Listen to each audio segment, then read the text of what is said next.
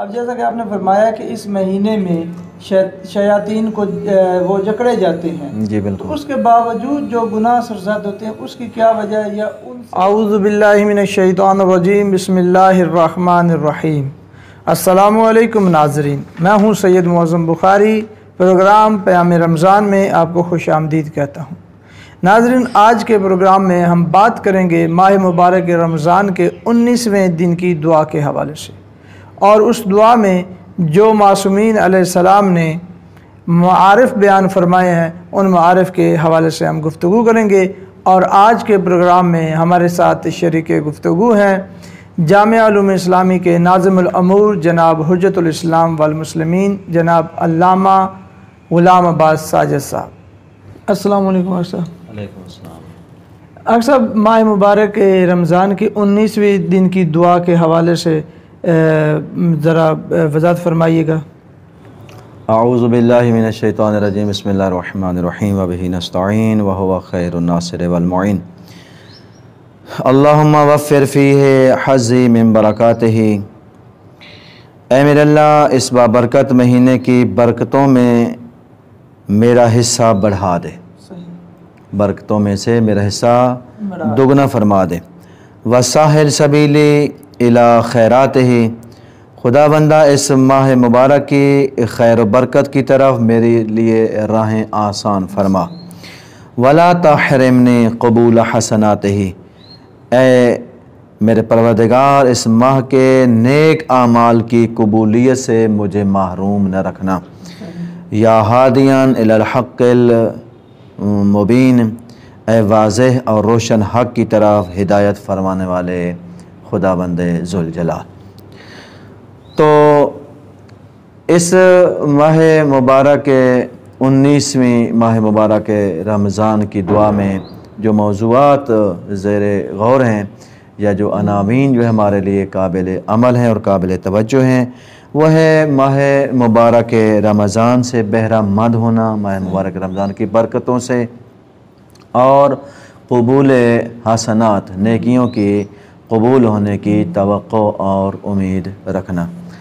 تو سب سے پہلے 19 رمضان المبارک کے مولا کے ضربت کا دن بھی ہے۔ اس مناسبت سے میں آپ کی اور تمام سامعین و ناظرین اور امام زمان علیہ السلام کی خدمت عالیہ میں ہدیہ تعزیت پیش کرتا ہوں اور صبر و تسلیت کی تلقین کرتا ہوں۔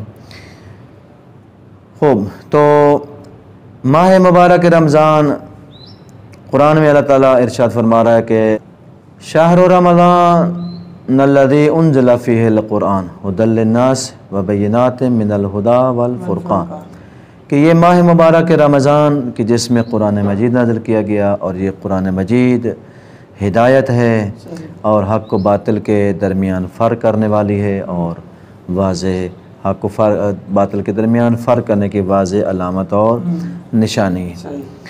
تو حدیث کا جملہ ہے، سید الانبیاء ارشاد فرماتے ہیں کہ انما سمی رمضان رمضان لأنہ یرمز الذنوب، فرمایا کہ ماہ مبارک رمضان کو رمضان کا نام اس لیے دیا گیا ہے کیونکہ یہ گناہوں کو جلا دیتا ہے۔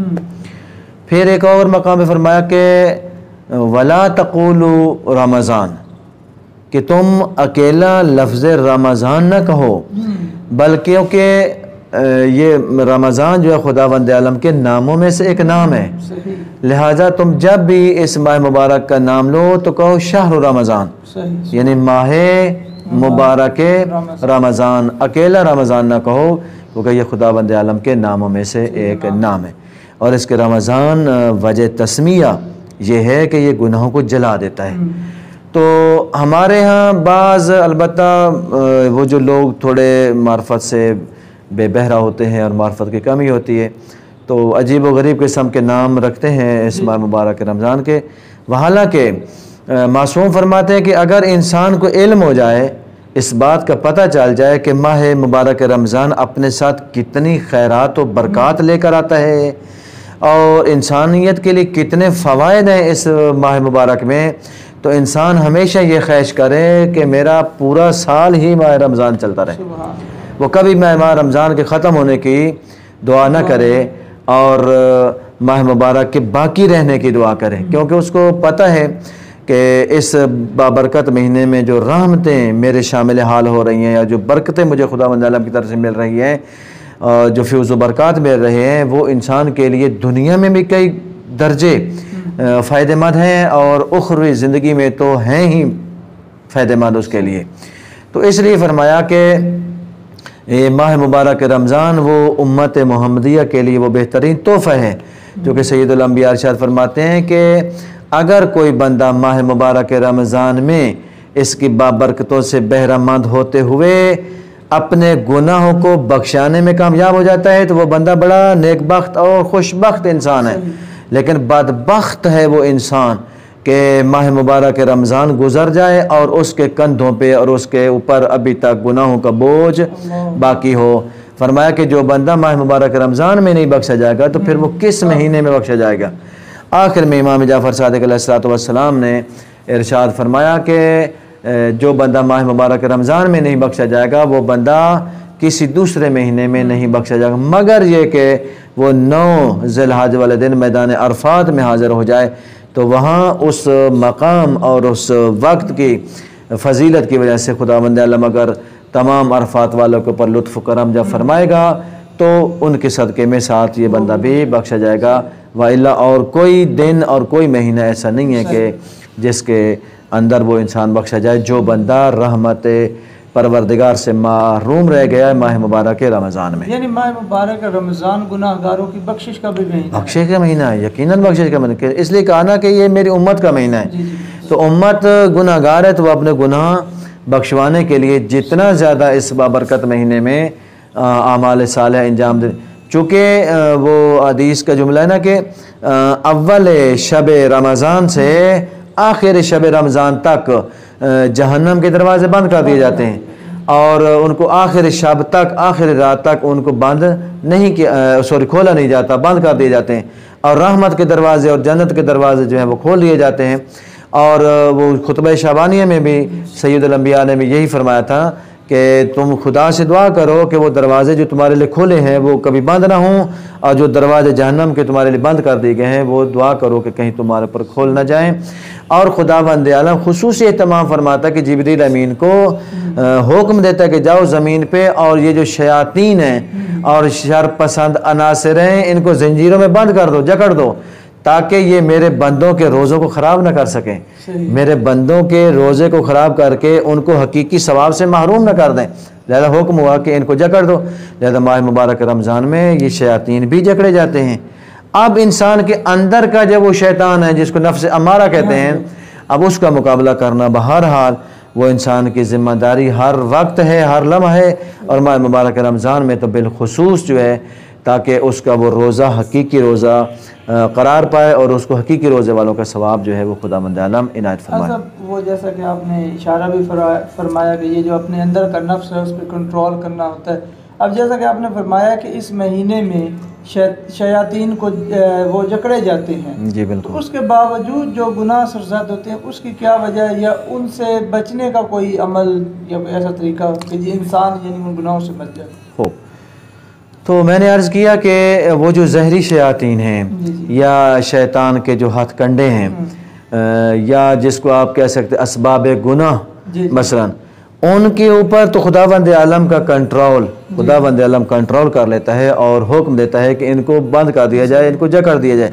لیکن وہ انسان کے اندر جو نفس امارہ ہے جو ہر وقت انسان کو برائی کی طرف راغب کرتا ہے اور جس کے خلاف جنگ یا جہاد کر کے انسان جو ہے وہ نیکبختی اور خوشبختی کی طرف گامزن ہوتا ہے، اور جس کو تزکیہ نفس کہتے ہیں، یہ تزکیہ نفس کر کے انسان اپنے اس نفس کو شکست دے کر انسان گناہوں سے بچ سکتا ہے۔ اور اس سے پہلے ظاہر خداوند عالم کی بارگاہ میں توفیق طلب کرنا اور پھر ان ہستیوں کا واسطہ دے کر دعا کرنا کہ جن ہستیوں کی خاطر خداوند عالم نے یہ کائنات بنائی ہے کہ میرے اللہ مجھے اس بابرکت مہینے میں جس طرح کہ تو نے شیطانوں کو جکڑ دیا ہے اور بند کر دیا ہے، اس نفس امارہ سے بچنے کی بھی توفیق دے، اور ساتھ ریہرسل ضروری ہے۔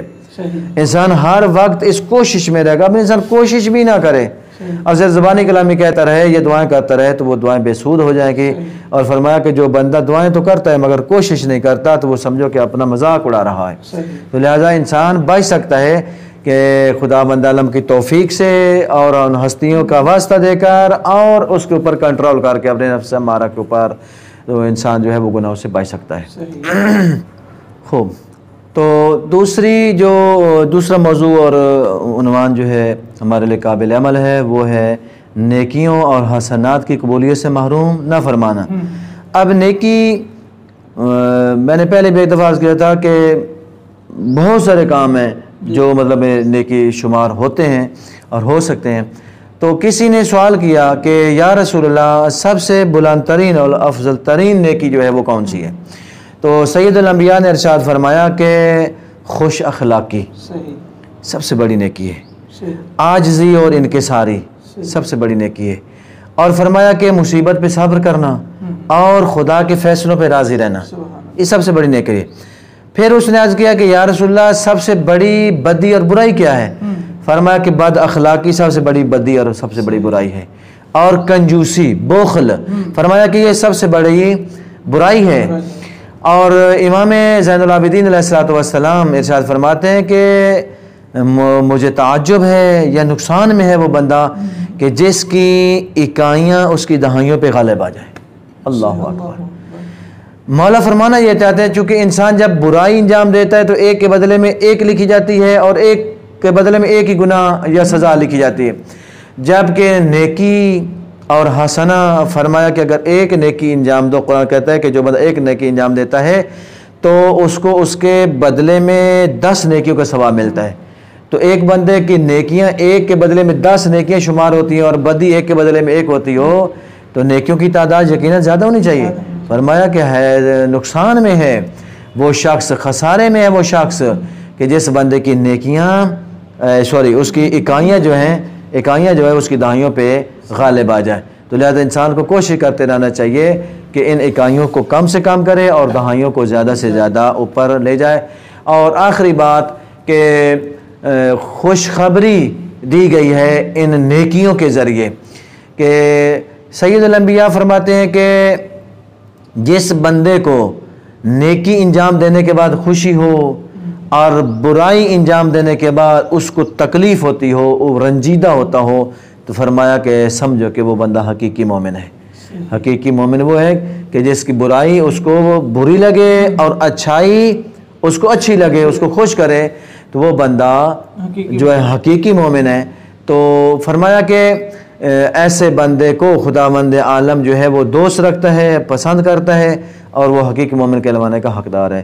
دعا ہے پروردگار عالم سے کہ خداوند عالم اس بابرکت مہینے اور اس بابرکت دن اور مولا کی ضربت کے صدقے اور شہادت کے صدقے میں مولا ہمیں زیادہ سے زیادہ نیکی انجام دینے کی اور اس بابرکت مہینے کی فیوز و برکات سے کسب فیض حاصل کرنے کی توفیق عطا فرمائے. بہت شکریہ عاقب صاحب, آپ نے ہمارے پروگرام میں شرکت فرمائی, ہم آپ کے مشکور ہیں.